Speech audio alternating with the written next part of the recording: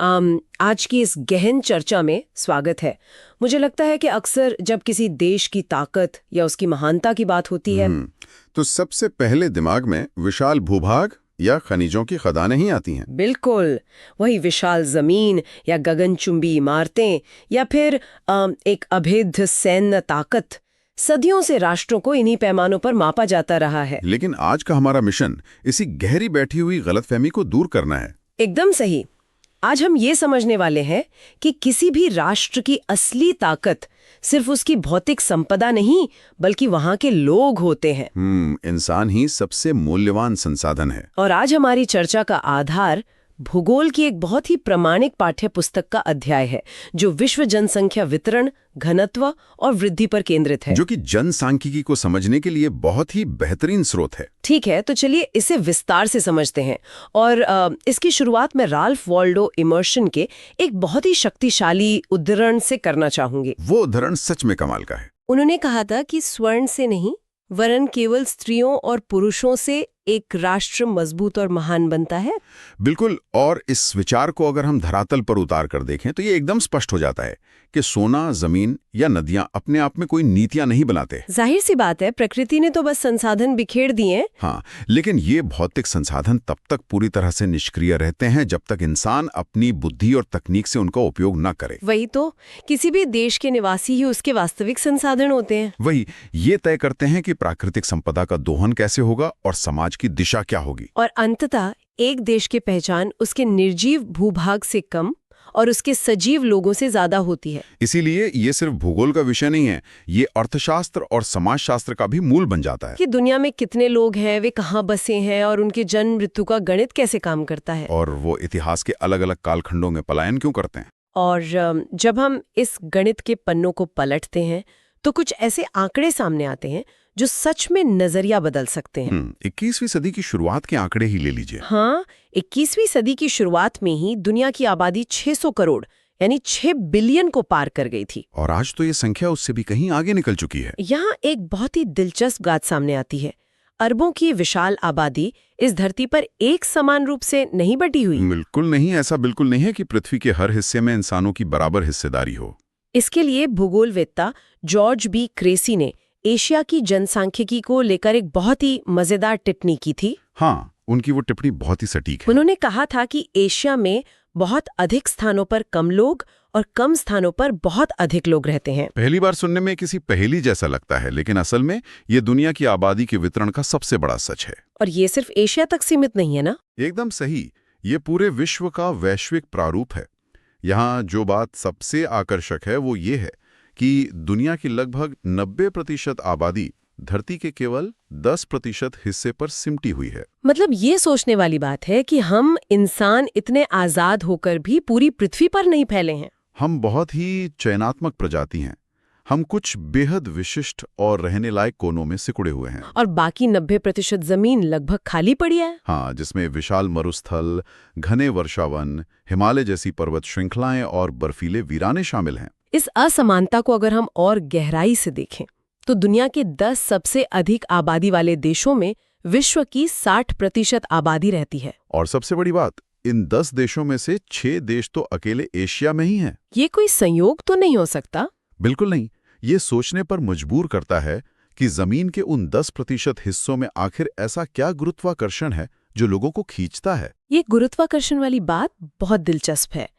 और इस भारी भीड़भाड़ को नापने के लिए हम जनसंख्या घनत्व या पॉपुलेशन डेंसिटी का उपयोग करते हैं, जो कि एक बहुत ही सीधा गणित है। हाँ, अक्सर इसे बहुत जटिल बताया जाता है, लेकिन इसका सूत्र बस कुल जनसंख्या को कुल क्षेत्रफल से भाग देना है।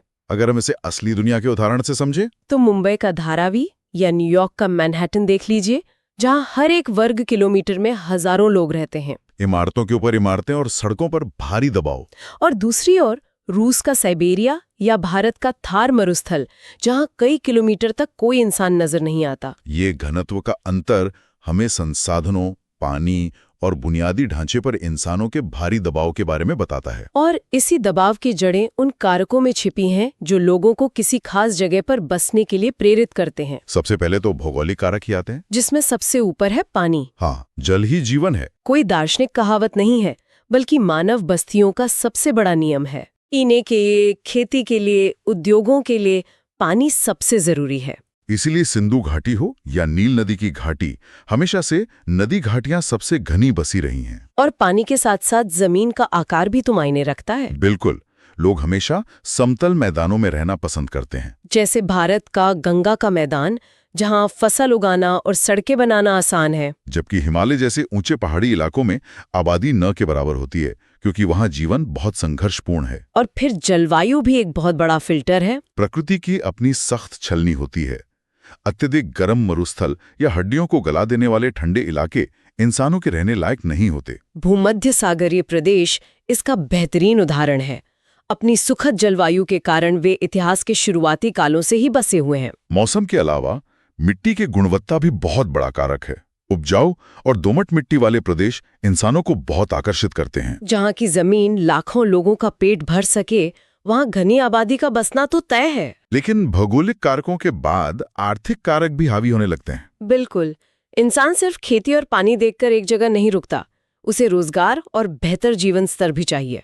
और यहीं पर खनिजों की चमक लोगों को अपनी ओर खींचती है। जैसे अफ्रीका की कटंगा, जाम्बिया तांबा पेटी, जहां खनिजों ने कुशल और अर्धकुशल मजदूरों को पूरी दुनिया से खींच लिया। और वो पूरा इलाका एक घनी आबादी वाले औद्योगिक क्षेत्र में बदल गया। और जापान का कोबे ओसाका क्षेत्र भी तो ऐसा ही है। हाँ, जहां उद्योगों के कारण भारी आबादी बसी है, एक कारखाना लगता है और डॉक्टर, दुकानदार, शिक्षक सब वहां जाके बसने लगते हैं। एक तरह से एक कारखाना पूरे शहर को जन्म दे देता है। अगर हम इसे व्यापक संदर्भ से जोड़ें तो ये शहरीकरण या अर्बनाइजेशन का एक बहुत बड़ा चक्र है। नगर अब सिर्फ ईंट और कंक्रीट के जंगल नहीं रहे, वे अवसरों के सबसे बड़े केंद्र बन गए हैं। बेहतर रोजगार, शिक्षा, चिकित्सा और परिवहन, ये सब शहरों का एक चुंबकीय आकर्षण है जो गांव से लोगों को अपनी तरफ तेजी से खींचता है। भले ही शहरी जीवन कभी कभी बहुत कष्टदायक हो जाता हो, प्रदूषणों और भीड़भाड़ के कारण, फिर भी अवसरों का आकर्षण इतना प्रबल है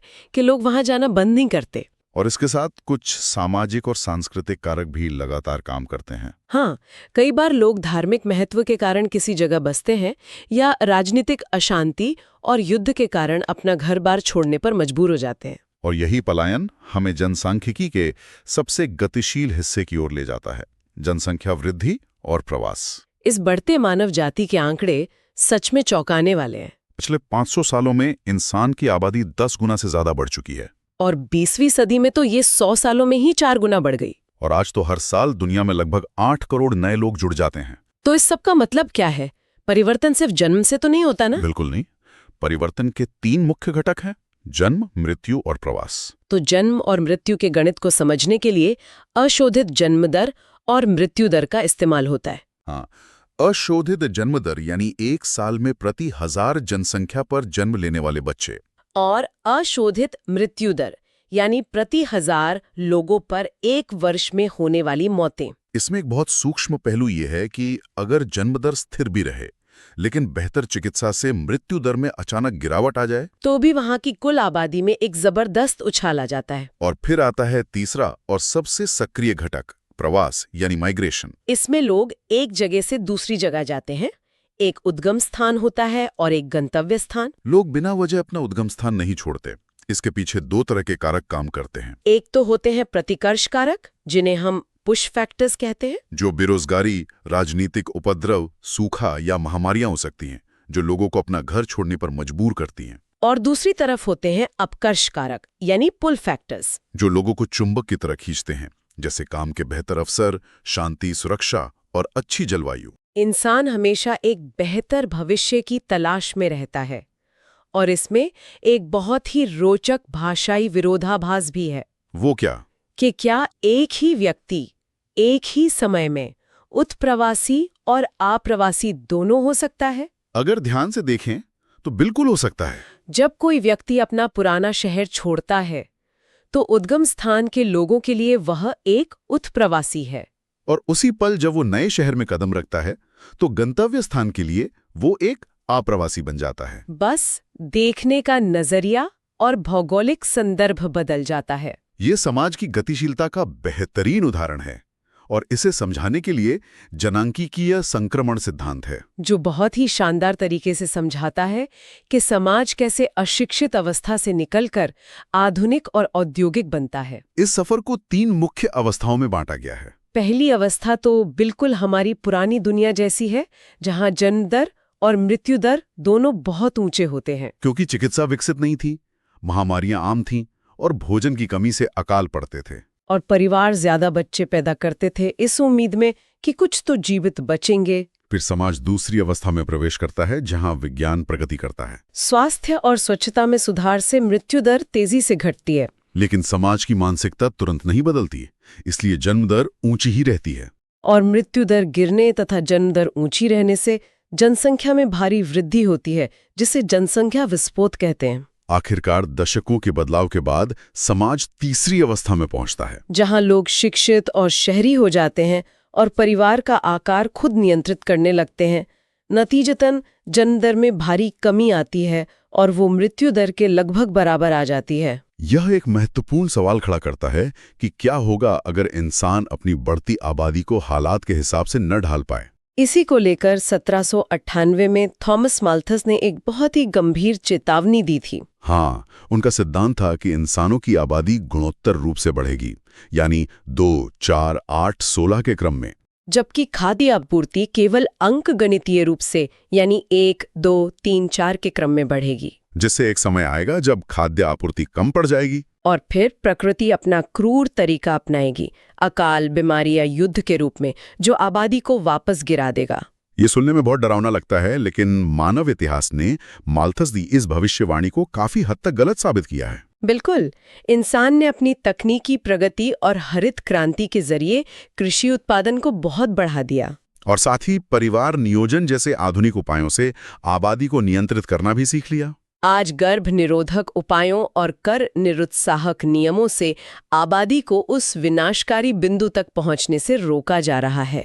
परिवार नियोजन सिर्फ बच्चों की संख्या कम करना नहीं है, बल्कि माँ और बच्चे के स्वास्थ्य को सुरक्षित रखना भी है। मानवता लगातार ये सीख रही है कि पृथ्वी के सीमित संसाधनों के साथ संतुलन कैसे बिठाया जाए, जो कि हमारे अस्तित्व के लिए बहुत जरूरी है। तो अगर हम आज की इस पूरी गहन चर्चा के मुख्य बिंदुओं को तेजी से समेटें, तो हमने मानव सभ्यता के बड़े रहस्यों को समझा है कि कैसे दुनिया की विशाल आबादी असमान रूप से बिखरी हुई है, जहां 90% लोग महज 10% जमीन पर बसे हैं। और हमने भौगोलिक और आर्थिक कारकों को गहराई से देखा जो इंसान के बसने की जगह तय करते हैं।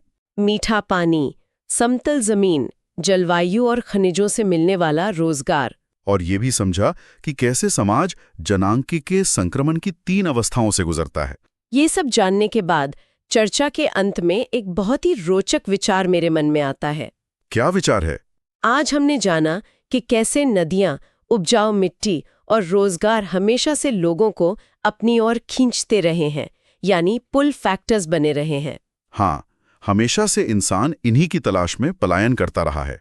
लेकिन जरा सोचिए, जब भविष्य में अंतरिक्ष अन्वेषण आम हो जाएगा, या जब जलवायु परिवर्तन हमारे मौजूदा आकर्षक शहरों को रहने लायक नहीं छोड़ेगा, जो कि एक बहुत ही वास्तविक खतरा बनता जा रहा है, तो क्या आने वाली सदियों में इंसान पृथ्वी छोड़कर दूसरे ग्रहों को अपना नया गंतव्य बनाएगा? ये सच में बहुत ही गहरा सवाल है। क्या हमारे प्रवास के नियम, ये पुश और पुल फैक्टर्स, ब्रह्मांड में भी वैसे ही काम करेंगे जैसे आज जमीन पर करते हैं? यह मानवता के भविष्य से जुड़ा एक अत्यंत दार्शनिक सवाल है। पृथ्वी की सीमाओं से बाहर जाना मानव जनसांख्यिकी का सबसे बड़ा प्रवास होगा। बिल्कुल, और इसी गहरे और ब्रह्मांडीय सवाल के साथ हम आज की इस विस्तृत चर्चा का समापन करते हैं। इस सवाल पर विचार करना हम सब के लिए बहुत जरूरी है। सीखते रहिए और नई चीजों को खोजते रहिए। आज की इस चर्चा में हमारे साथ जुड़ने के लिए बहुत बहुत धन्यवाद।